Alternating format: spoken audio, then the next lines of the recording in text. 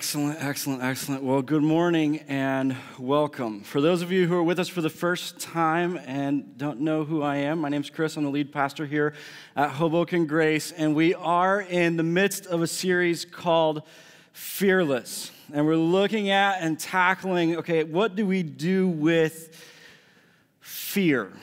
This thing that, and if you weren't able to be with us last week, I highly encourage you to go back and listen to it. It's really the foundation of what we're building here. And as we move through this, we're going to be looking at, okay, how is God walking us through this? How do we tackle this thing that dictates so much of our lives, that influences so many of our decisions? How is it possible?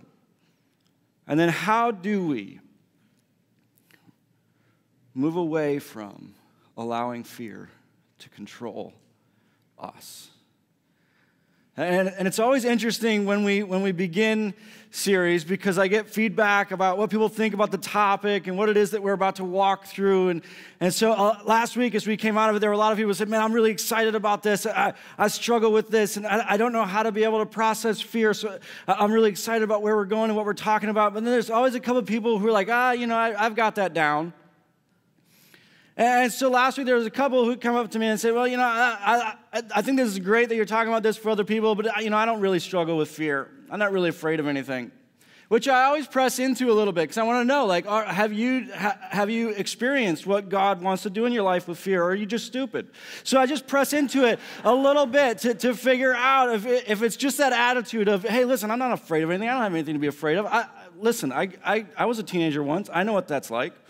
All of us were there once. We said, hey, listen, I'm just not going to be afraid. What is there to be afraid of? I'm strong enough, I can make it through anything. Then life hits you and punches you in the face over and over and over again. And one day you wake up and you're not the naive person you once were. And all of a sudden fear, it begins to come in and shape who we are. Shape the lives that we live. Anna and I have 3 little boys, and when Anna was pregnant with Caden, we weren't afraid of anything. Fear wasn't a part of the experience at all. It was just, hey, we're going to have a baby. It's going to be amazing. It's going to be great. When we were pregnant with Kale, we felt the same way. Some of you know the story. Kale was born, and at 3 o'clock the next morning, they came into our room and said, we hate to disturb you, but we need to move your son to a different hospital because we're pretty sure that he has Down syndrome, and so he needs special care. And walking through that, not long after that, 2 of our very good friends lost their baby at 5 months.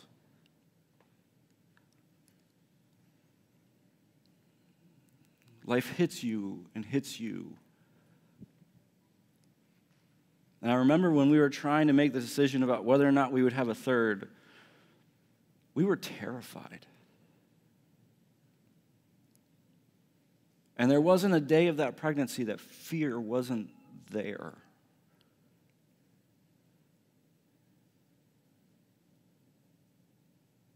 Of what is this going to look like and what's going to happen?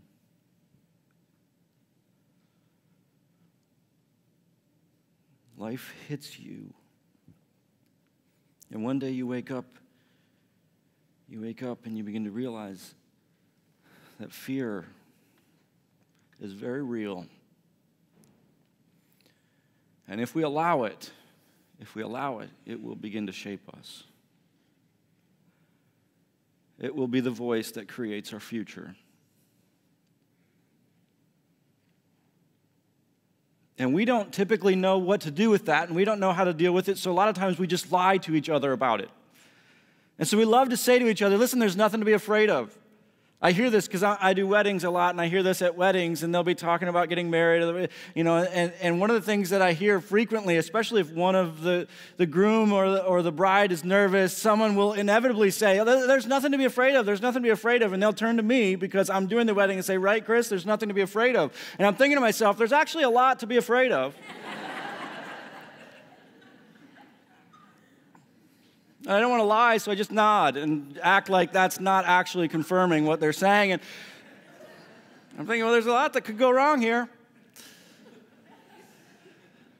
But we do. We love to lie about these things. And typically the way that we combat fear in our lives is we do one of two really stupid things. Either number one, we lie about the danger. And so we say, listen, it's fine. There's nothing to worry about. Don't worry about it. Everyone comes out of college with over $50,000 in debt. You don't need to be afraid of that. We lie to each other. We lie about the danger. Typically, this is how we deal with fear. We lie about the danger, or number two, we lie about our strength. We lie about the danger, or we lie about our strength. There's this saying that I see around New Jersey. Some of you may have seen this. It says, stronger than the storm. Have you seen that? Right? It's great. It's encouraging. It makes us feel good. It makes us feel like we don't have to be afraid. It's BS. We weren't stronger than the storm. The storm wiped us out. What the shirt should say is more endurance than the storm. We lasted longer, but we weren't stronger. And we do. We lie about our strength. Hey, listen, it's going to be fine. You're strong. You're going to be strong. And typically the way that we deal with this is that we lie to ourselves.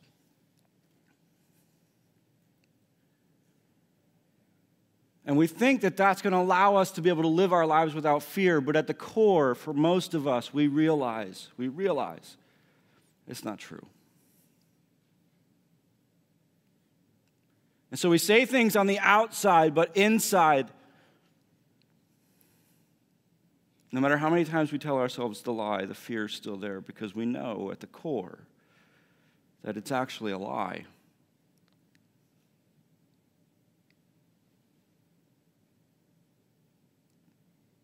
And so we'd love to lie ourselves free of fear.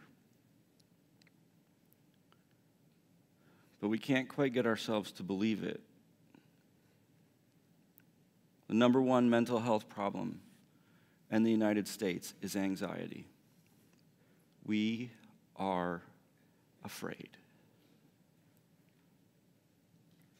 And we keep telling ourselves lies, thinking that it's going to free us from this, but it won't.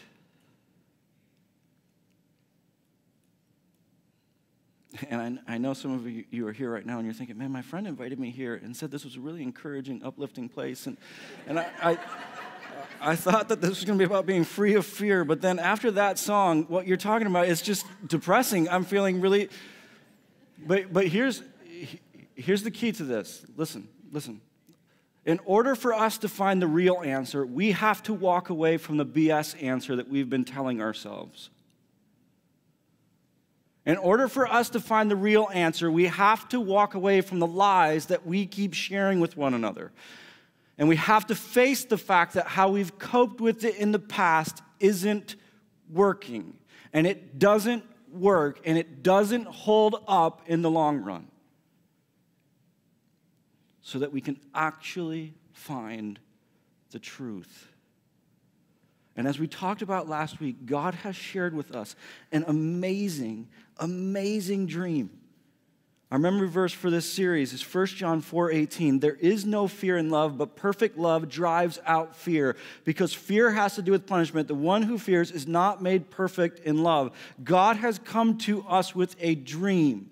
There is no fear in love, but perfect love drives out fear. God has come to us and said, listen, it's possible for you to actually be free of fear, but it's not going to be because you lie to yourselves. It's not going to be based on the fact that, listen, there's not really anything to be afraid of. It's not going to be based on the fact that you're going to be strong enough and you have the strength to be able to make it through it without it actually crushing you. That's not what he comes to us with. He doesn't come to us with lies that don't hold up, but he does come to us with a dream. And what he wants to walk us through, what he wants for us to experience, what he wants for us to step into is a true freedom from fear. Not that we don't experience it, but that love drives it out. That fear plays the role for which it was created, that it's an alarm in our life to call us to what we need to pay attention to, but it does not dictate our decisions. It does not dictate our decisions.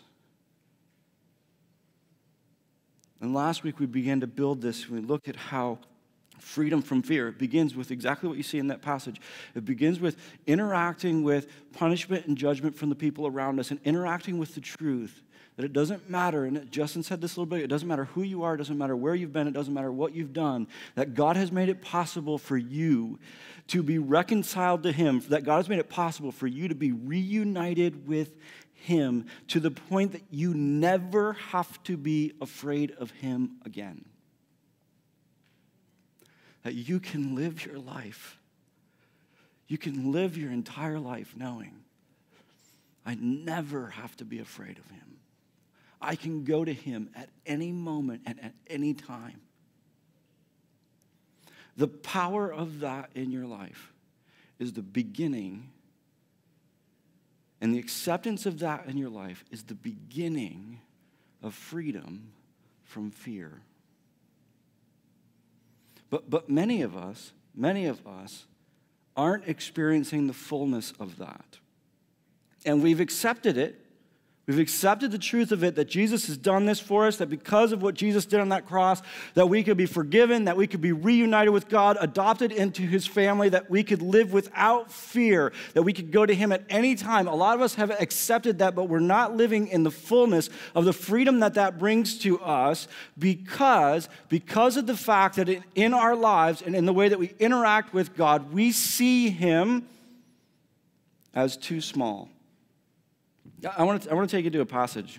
and I want to just kind of walk you through this today. There's a passage in Luke chapter 8, and one of the things I love about, and if you take the time to read through God's word, I'm telling you, God's word is amazing. You need to read it. Read it for yourself. I know you read it and you think, I don't understand all of it. You don't have to understand all of it. The more you read it and the more times you read through it, you're going to understand more and more and more and more of it. You didn't understand any book the first time that you read it. And I know some of you are here and you say, I don't really believe that the Bible's true.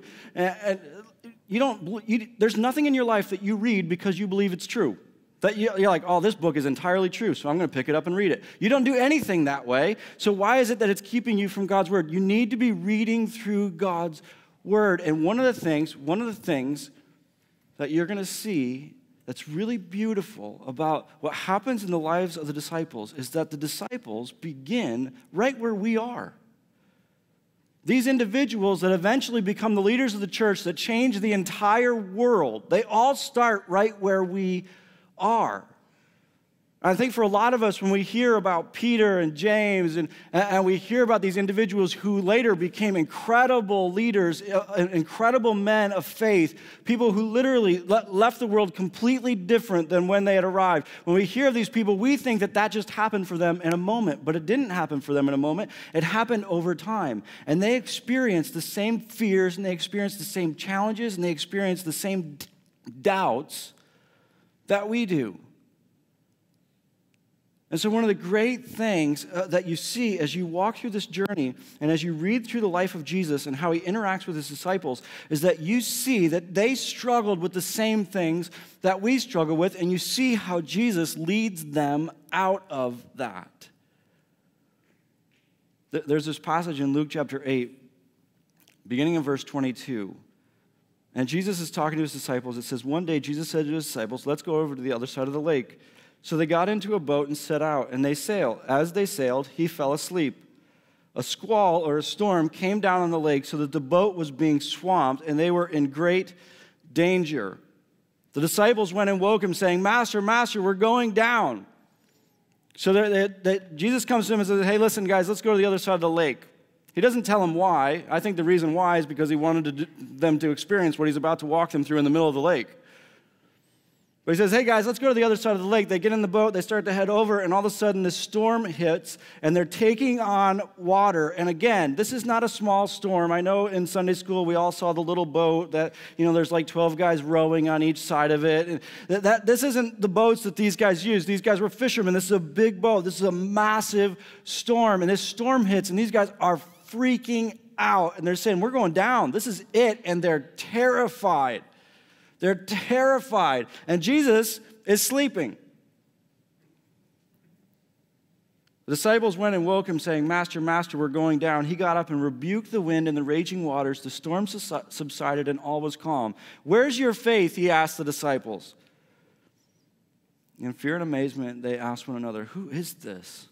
He commands even the winds and the water, and they obey him. He's sleeping in the boat. He's sleeping in the boat in the middle of a storm, which is just interesting in and of itself. Although there are some times when my wife says that I can sleep in the middle of the storm. My kids are running all around and I'm just asleep because that's the only way you sleep as a dad. So, and he's asleep in the middle of the storm. They wake him up, and it's such an interesting story because as the writers tell it, it's just this simple little thing. And so Jesus stands up, and basically what it is, listen, waves, I'm trying to sleep, stop. Wind, I'm trying to sleep, stop. And it doesn't say it, but it seems that he just goes back to bed after he says to them, where's your guys' faith? And it's interesting because in the story, they betray themselves because all of a sudden they start saying, who is this guy?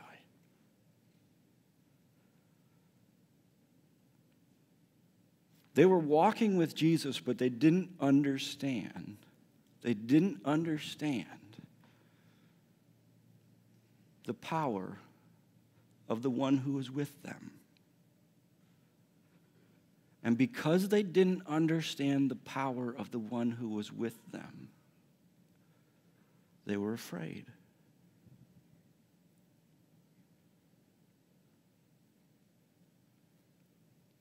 And I think Jesus took them to the middle of the lake because he wanted them to know, guys, you don't have to be afraid anymore.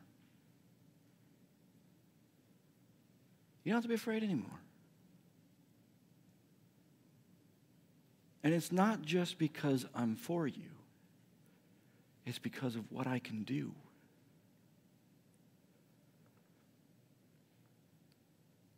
I think for a lot of us, we're walking with Jesus. We're walking with Jesus, and we have accepted what he's done in our lives.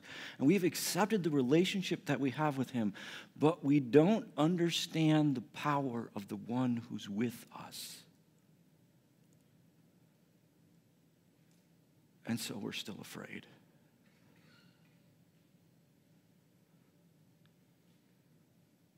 We don't understand the power of the one who's with us. So we're still afraid. When you awaken to the power, when you awaken to the power of the one who's with you, it changes everything about your experience of fear. It changes everything about your experience of fear. In the middle of the lake, they didn't know it. But when you get to the book of Acts, and this is the great thing. This is the great thing about this journey. Because again, remember, this isn't something that happened in a moment for these guys. This was a process. And the same guys who in the middle of that lake were terrified, when you get to the book of Acts, they are facing unbelievable opposition. And listen to what it says about the very same ones. Acts 4:13 says this. It says, the members of the council were amazed when they saw the boldness of Peter and John, for they could see that they were ordinary men with no special training in the scriptures. They also recognized them as men who had been with Jesus. One of the things that you see being used over and over and over again throughout the New Testament to capture what those initial followers of Jesus Christ were like. One of the ways that they're described over and over and over again is bold, fearless, courageous. Those same guys that were terrified in the middle of the lake, when you come to Acts, they're living their life like they're not afraid of anything. And I love how it ends because they recognized them as men who had been with Jesus. You see, in the boat, they didn't know who they were with. They didn't understand the power of the one they were with. But as they continued on this journey, they began to awaken more and more and more and more and more to the power of the one who was with them. And it changed everything. All of a sudden, they were able to walk into situations and circumstances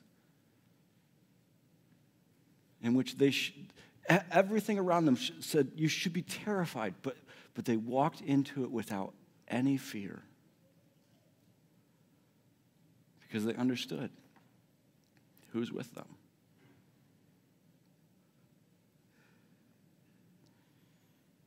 Let me ask you something. How big is your God?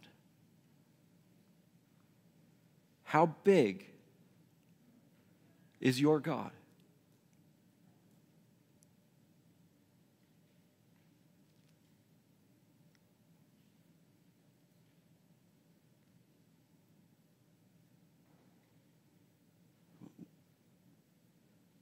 When you look at what you ask of him, when you look at what you expect of him, when you look at what you think he could actually walk you through, how big is your God?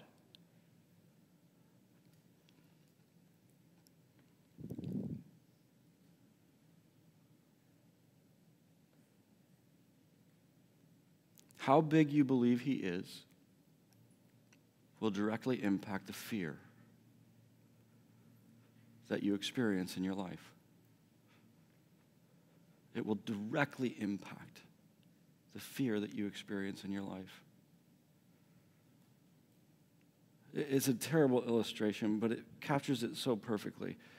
Because there's really one place in my life where I've experienced this more than any other, and that's with my cousins.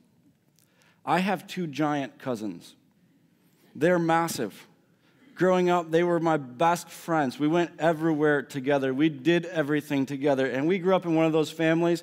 It was a farm family, so it's like family is everything. You make sure that you fight for your family. It doesn't matter if your family member's a complete idiot. No one hurts your family.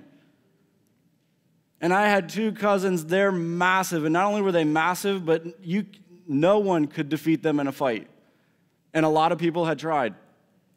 And they had an incredible reputation for this. Like, you did not mess with them. And I used to love going out with them because I could get beat up pretty easily. And I used to love it. We'd go to the mall, and again, this is a terrible thing, but it captures it so perfectly. We used to go to the mall, and I would go up to girls with their boyfriend standing right there and ask them out. On purpose. And their boyfriend would look at me and start to do this, and then he'd see who was behind me. And he would walk away. No lie. I know, it's terrible. Listen, if you want a perfect pastor, go to a different church. This is not the place for you, okay? It's not the place for you.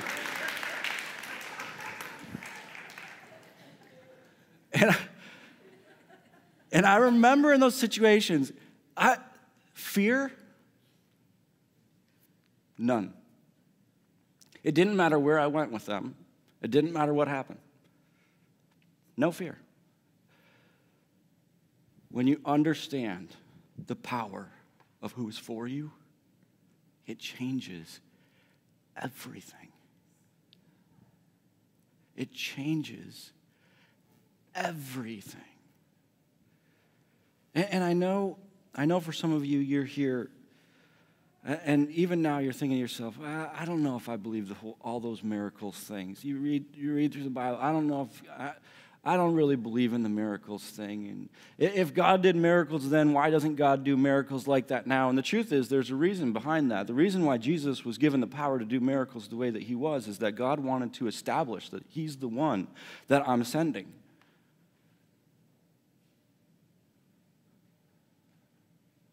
And when you look at the New Testament, one of the reasons why God allows them to do miracles the way that he does is that God wanted to establish, listen, you need to listen to this person.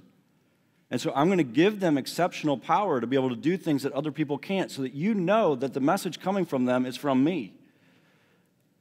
Miracles throughout the scriptures have been given to people in order to establish authority. To be able to say, listen, right now, you don't have the Bible yet, so I want you to know who it is that you need to listen to.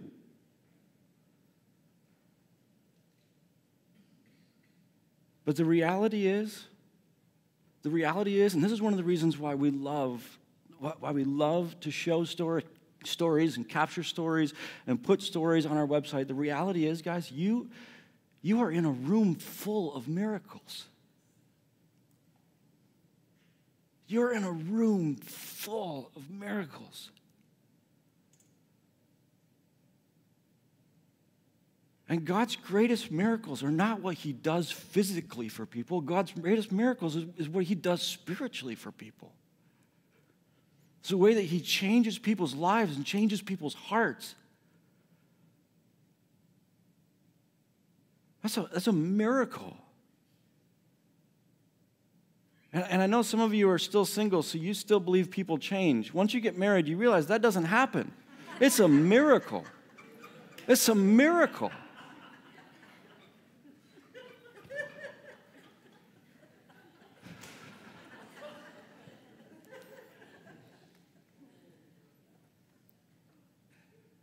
You're sitting in a room full of miracles.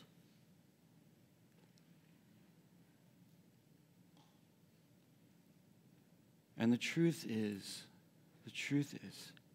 not only is God for you, not only has he made it possible for you to be adopted in his family, but the truth is, and this is what I told you, some of you may remember this, but this is what I told you from the beginning of the year, to put somewhere where you would see it day after day after day. I told you to put this on your wall, somewhere where you'd see it over and over again throughout the year, because our goal was to live a courageous life this year. The most powerful being in existence is for me. The most powerful being in existence is for me. I want you to turn to your neighbor and I want you to say that. The most powerful being in existence is for me.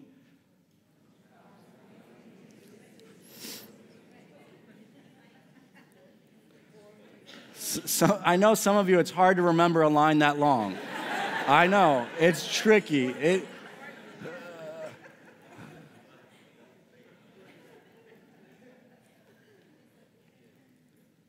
Listen. The same God who told the wind to stop, and it did. The same God who rose Jesus from the dead. The same God who's changed the hearts and lives of the people sitting next to you is for you.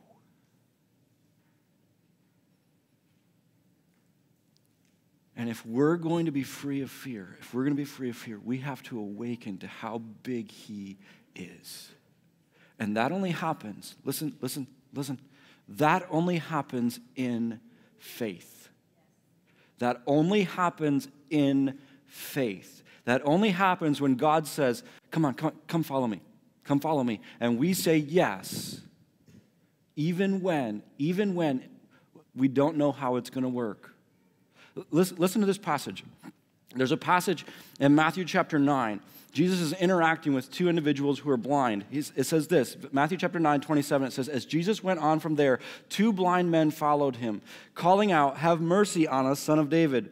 When he had gone indoors, the blind men came to him, and he asked them, do you believe that I'm able to do this? Yes, Lord, they replied. Then he touched their eyes and said, according to your faith, it will be done to you. According to your faith, it will be done to you. says, you're going to experience my power according to your faith. Now let me walk you through this, because this passage is often severely misused, because, again, we talk about faith as an emotion. We talk about faith as an emotion. We live our lives controlled by our emotions, dictated by our emotions. That is not the way God wants us to live. And we take faith and we add that as another emotion.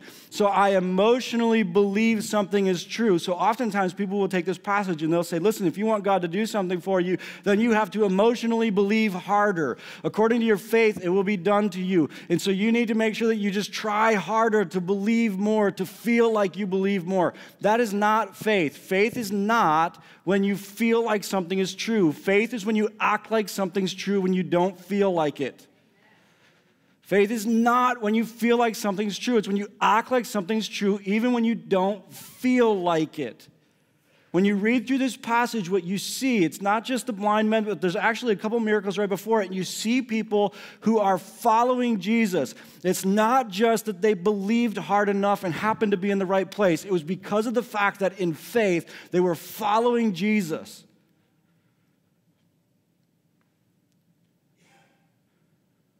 And what God wants us to understand is that it's according to our faith. It's according to our saying yes to Him over and over and over again that we're going to experience His power. It's not always going to show up the way that we want it to. You're not going to manipulate God into doing something. And we live under His will, and we live knowing that He knows best. But we understand that the promise is that according to our faith, as we continue to say yes, and you see this throughout the scriptures, the people who experienced God's power were the people who followed even when they didn't feel like it. It's the people who followed even when it looks like God had abandoned them. It's the people who followed even when it looks like things are getting worse instead of getting better.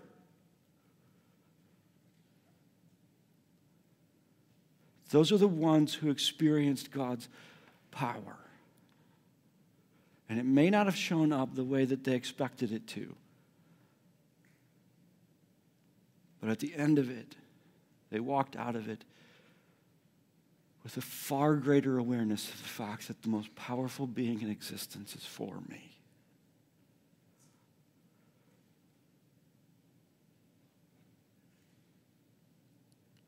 Some of you want God to show you His power before you'll follow Him. It doesn't work that way. You are not the creator and you are not God. He is. And in His grace, He has shown us amazing faithfulness, and He has shown us His power far beyond what we deserve before we follow. But know this, you will not experience the beauty and the overwhelming nature of God's power if you are not willing to follow.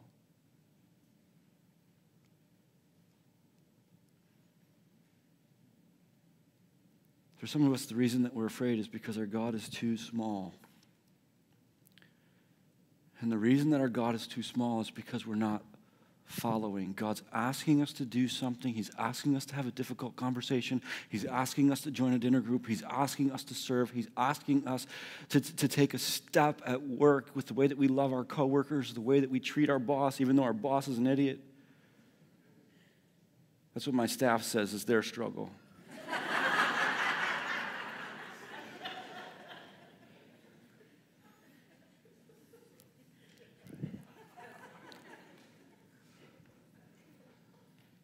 If you want to know the power of God, follow.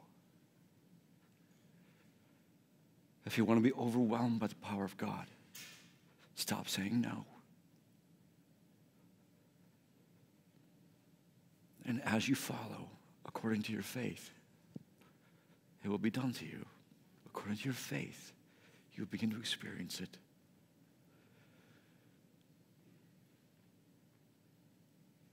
According to your faith, you'll begin to awaken to the beauty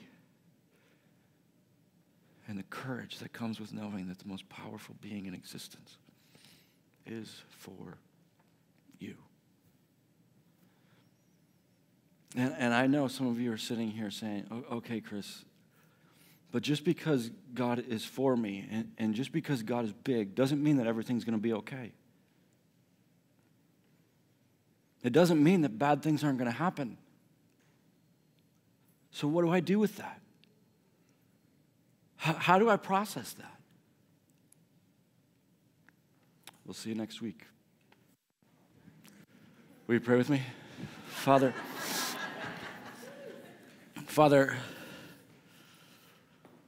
as we walk into this, I'm experiencing so much hope. So much hope. Even in my life personally, just of where you're going to take us and what it is that you're teaching us and how you're opening our eyes to walk away from the lies that we've used to cope with fear for so long, and you're leading us to something that's real. And Father, in faith, we follow. I pray for those who are here. I pray that this week, that whatever that step is that they've been saying no to, that they would say yes, that they would decide, that their desire to see and know your power is greater than their fear that's keeping them from that. Father, thank you that you do not leave us in our fear. We love you. How do we love you? In Jesus' name, amen.